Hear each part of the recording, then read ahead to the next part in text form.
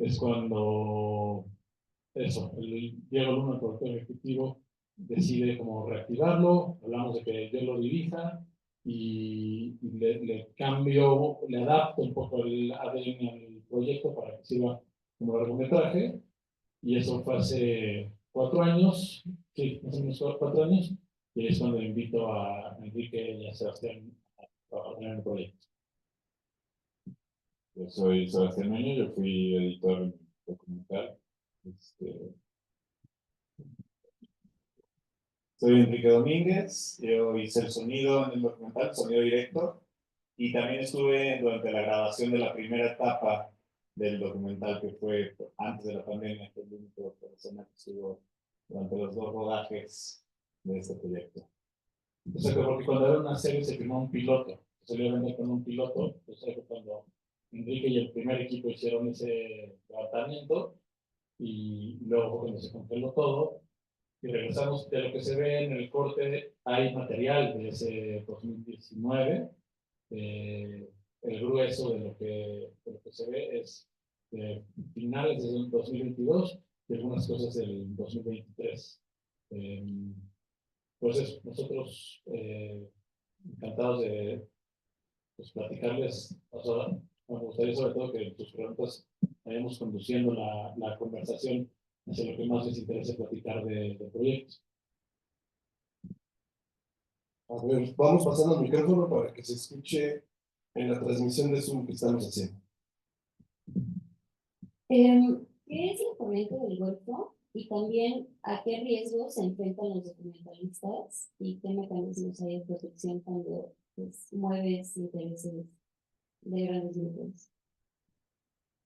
La Corriente del Golfo es una productora de cine de ficción y documental y podcast que se fundó hace más de 7 años, me parece. Y, digamos, tiene un rango muy amplio, o sea, abarca muchos tipos de proyectos. Diría que las cosas que tienen en común los proyectos es que le es importante a la productora hablar de cosas que le están aconteciendo a México y a la región, ¿no? O sea, como que siempre hay una mirada de hablar de lo que nos está pasando. El área documental, lo hemos, o sea, este ha sido como un proyecto muy público, que se volvió como un proyecto insignia, pero también hemos tenido otras cosas de debate con Pan y Circo, de ambientalismo, con una serie de cortes que dieron el tema.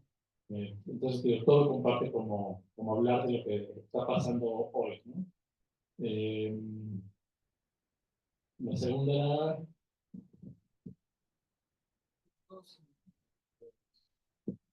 Ah, ok. Pues, a ver, los riesgos varían según el proyecto, ¿no? O sea, se puede hacer documental de todo tipo de cosas. Unas son, están más protegidas desde la temática porque no incomodan, como bien dices. El documental social se acerca mucho más a temas que pueden afectar contra intereses de autoridades, del sector privado, y, y ahí también tiene que ver justamente cómo te denuncias, qué tan incómodo te vuelves, qué tanto te expones. En el caso de los periodistas, son personas que, o sea, hay un mecanismo de protección que, como lo ven en el documental, es insuficiente, pero a pesar de ser insuficiente, tiene hay ciertos momentos durante las amenazas y la violencia donde funciona el mecanismo. Para otras cosas no funciona tanto. En el caso del cine, que es naturalmente estás más arropado, el periodismo es como una profesión muy solitaria. El cine siempre va a ser un poco más colectivo y también quizás siempre va a ser un poco más costoso, y con esas dos cosas ya nunca estás tan desamparado como los periodistas, pero no deja de exponerte o de ser peligroso según qué tipo de temas quieras tocar y cómo los quieras tocar. En este caso, y creo que en general, yo creo que lo más importante es la prevención, ¿no? O sea, es la medición del riesgo, el monitoreo, el estar en contacto, el trabajar de forma colectiva. O sea, eso es como una cosa que medio intuíamos. Luego artículo 19 nos asesoró para tener ciertas medidas de cautela y de protección durante el rodaje, durante la edición y aún durante la exhibición. Y sobre todo, en mi caso al menos, como que lo aprendí de verlo en los periodistas. O sea, al estar pegado a los periodistas, te demuestra cómo ellos encuentran estas formas de, sobre todo como de, el periodista en México que enfrenta un tipo de violencia muy particular, porque violencia contra la libertad de prensa en todos lados, pero el tipo de violencia al que se enfrenta en México hoy en día es que el periodista trabaja de una forma también como más comunitaria, porque si entonces estás, o sea, la violencia siempre te va a intentar buscar cuando estás solo. Yo creo que como, o sea, tiene que haber muchos cambios para que deje de existir la inseguridad que hay hoy en día, pero al menos como una especie de filosofía para poder trabajar y estarnos protegidos todos, tenemos que pensar que la colectividad, el trabajo en comunidad y la comunicación y el monitoreo, de voy a entrar en un lugar peligroso, ya salí, toda esa como red de información es un gran escudo. Uno no se encarga de todo, pero sí Hay protocolos siempre de seguridad, como de no trasladarnos en la noche a ningún lado fuera de carreteras, no solo en nuestros documentales que son de temas delicados, sino en general, ¿no? Siempre hay como unos protocolos de seguridad. Y creo yo en este documental que los que estaban realmente en peligro eran ellos. Nosotros estábamos cubriendo un poco a ellos, no estábamos metiendo la llaga en ninguna situación difícil o situación complicada, entonces estábamos bastante tranquilos de no estar realmente en peligro en ningún momento.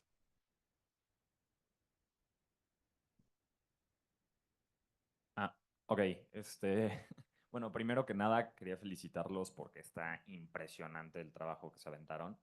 Y pues yo creo que es súper importante justo esto de que lo mencionan en el mismo documental de ser el megáfono de alguien más y que es el trabajo de los periodistas. Pero luego, pues, no nos toca la misma voz de los periodistas, ¿no? Entonces creo que es una labor bien padre y aparte lo hicieron, la ejecución es muy, muy, muy buena, entonces muchas felicidades. Eh, pero a mí también me queda como un sentimiento y una pregunta terminando el documental y es, pues, si lo sientes y dices, órale, qué horror.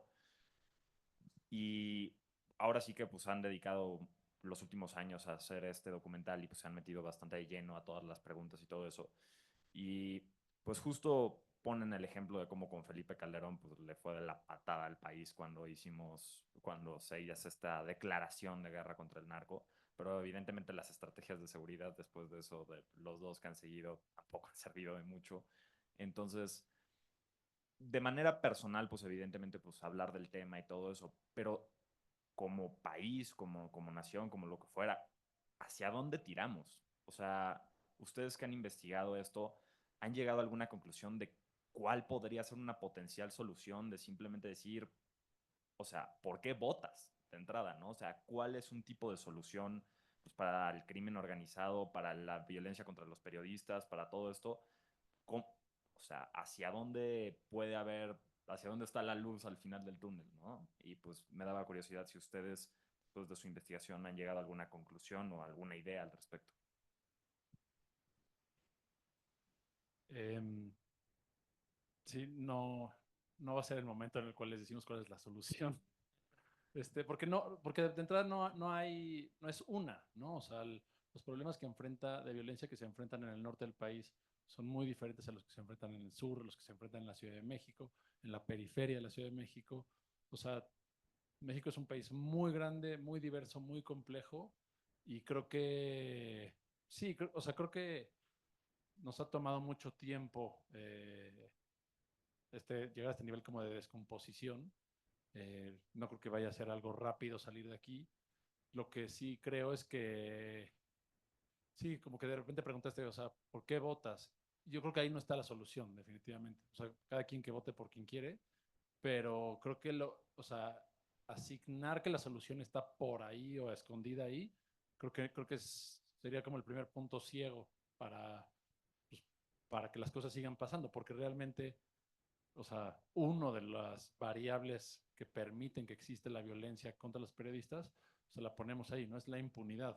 ¿Y por qué eso es la impunidad? Porque también como sociedad nosotros la tenemos asimilada, ¿no? Entonces, cuando hay otro asesinato contra un periodista, van 4 en esta nueva administración, o sea, los números no están cambiando y hemos ido votando por diferentes personas, pero nosotros también lo aceptamos, lo dejamos ser.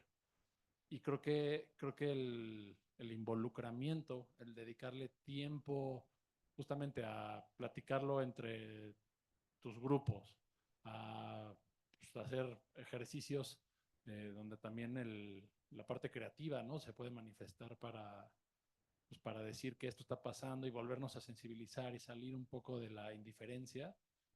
Todo eso para mí son cosas como que generan una sociedad en la cual no deberíamos de permitir que esto pase, ¿no? O sea, cuando le acercas, cuando haces el zoom in a cada cosa, a cada individuo, pues de repente todo el mundo está exento, ¿no? Nadie está obligado a solucionar México. Pero cuando te vas a lo macro, pues somos un